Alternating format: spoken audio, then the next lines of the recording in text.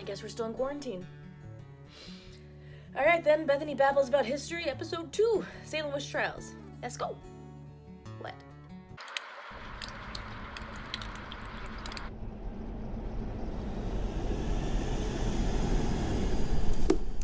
Alright, yesterday we left off just talking about our main characters in the Salem Witch Trials. Now, I do want to correct something. I did misspell the name. It's Paris with 2 R's. That's my bad. I knew it was spelled that way, but I didn't go with my gut instinct, so that's on me. Most of my information today, other than from memory and taking copious notes in Dr. Tave's class, is this book, Unsolved Mysteries of American History by Paul Aaron. It's very good about citing its sources. It has a great index, so pretty solid source. As long as they cite it, and it's a lot of valid sources, you're pretty much good to go. This all began in February 1692. It was the dead of winter in Salem, Massachusetts, so there's nothing to do.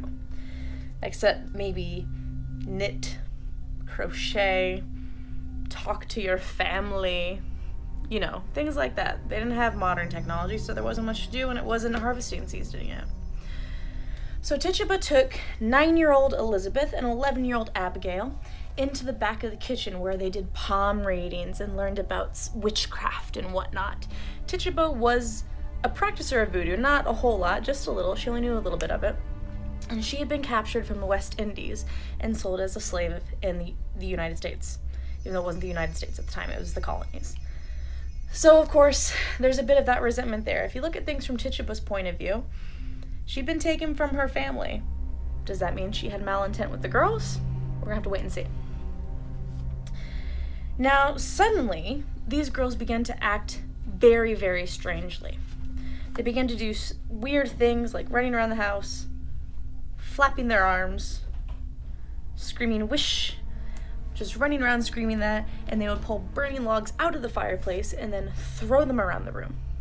Major fire hazard. One of the local ministers observed that it was as if they were bitten and pinched by invisible agents. Their arms, necks, and backs turned this way and that, and returned back again, so as it was impossible for them to do of themselves, and beyond the powers of any epileptic fits or natural disease to affect. So they did rule out epilepsy, because that's a big thing that people tend to think of. Well, maybe it was an epileptic fit. Nope, they were able to rule it out. They were pretty much at a loss to explain until Dr. William Griggs suggested that the girls were bewitched. It's a dangerous word to use back then. Now, there had been other witch trials around the colonies and around the world, but nothing quite to this degree and severity. Now, it began pretty simply. The girls named Tituba first, because she was the one who had been talking to them about it. But Tituba swore she had done nothing to harm these children, and she would do nothing to harm them. So that begs the question of, perhaps she didn't view the children as part of the problem. They're not the ones who kidnapped her. They're not the ones who forced her into slavery. They were just children, innocent children. I would like to believe what Tituba had to say, that she had no malintent towards the girls. Now, Tituba did say, when they asked her, that yes, she was a witch, but she was not the one harming the girls. It was the Grand Witch. Sounds like a sandwich. I'm sorry. I was a little distracted there. But the Grand Witch up in Boston. And so they, of course, scoured for this witch, and they were never able to find him. So was he real? I don't know. That's kind of up to your interpretation and require a lot of thorough research into Tituba.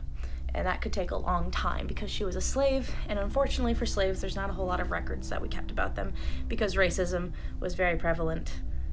It still is. So, the girls then, after Tituba, named 2 local women, Sarah Good and Sarah Osborne. Now, I believe it was Sarah Good was a beggar whose begs pleas for money had begun to get on everyone's nerves. Tituba was a black woman, so of course we have 2 people here that are out of the norm and against the flow of society. Of course they're going to be picked. And then Sarah Osborne, who was more financially secure, had been involved with some nasty disputes over land with her sons and was widely suspected of having lived with her husband before they were married. Now, we discussed that being alone with a man is already a huge sin, but to be living in a house with the man you have not married yet would be a huge transgression. Not to mention, she hadn't been to church for more than a year, which we discussed earlier is a huge problem. So not only were there rumors of her living with her husband before marriage, having land disputes with her sons, but there was also the issue she hadn't been to church in over a year. Nowadays, that's pretty normal. Some families don't go to church for a year, and then they go back. No harm, no foul. But it was very different back then, and it was a severe sin. And it began to become an issue where more of Salem's teenage and preteen girls began having fits. More and more of the adults were becoming accused of witchcraft. We have about 20 that were accused, that we are fully aware of. Oh, I'm sorry, I take that back. By the summer, the town's jail is filled with more than 100 accused witches. And unfortunately for Sarah Good, her 4-year-old daughter was also accused of witchcraft and was maintained in heavy irons for 9 months while she was in prison with her mother. We'll get to the deaths in a minute, because I know that's what you're interested in. So you may be asking, Bethany, how would they know if someone was a witch? Well, I will tell you, there were some interesting ways they did. One of them was they would tie a rock around them and throw them into a lake. Yeah. And if they sank, they weren't a witch. If they floated, they were a witch. Now you're probably wondering, this sounds dangerous. Yes, it was. The point of the rope was that they'd be able to pull them back out once they sank, but there were several accidental drownings because of this, and this number is not even totaled up in the number of deaths we have from the Salem Witch Trials. Another classic way was there was this witch hunter that went around, and he had a knife. And there was this thing called the Devil's Mark, that they all believed there was a certain spot on a witch, wherever that may be, where she couldn't be harmed, or he. And so this man had a knife. And you've probably seen these, especially if you've been in theater, they're spring-loaded. So when they go into a target, the knife goes in. And it looks like you stabbed them, and when you pull back, no wound. So he was framing these women for being witches. Another way they would do it was eventually they had to rule out supernatural testimony. But someone could say, I had a dream that I saw so-and-so doing dances in the woods by the fire, and they were naked. And that's all it took. Supernatural evidence was good enough. And they take these people and they hang them, or they throw them into prison until they could prove they were witches for sure.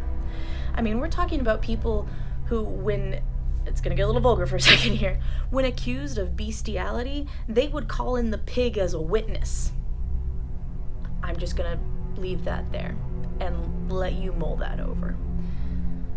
The Puritans were not in the right state of mind with the things they were doing, and it was very wrong what they did.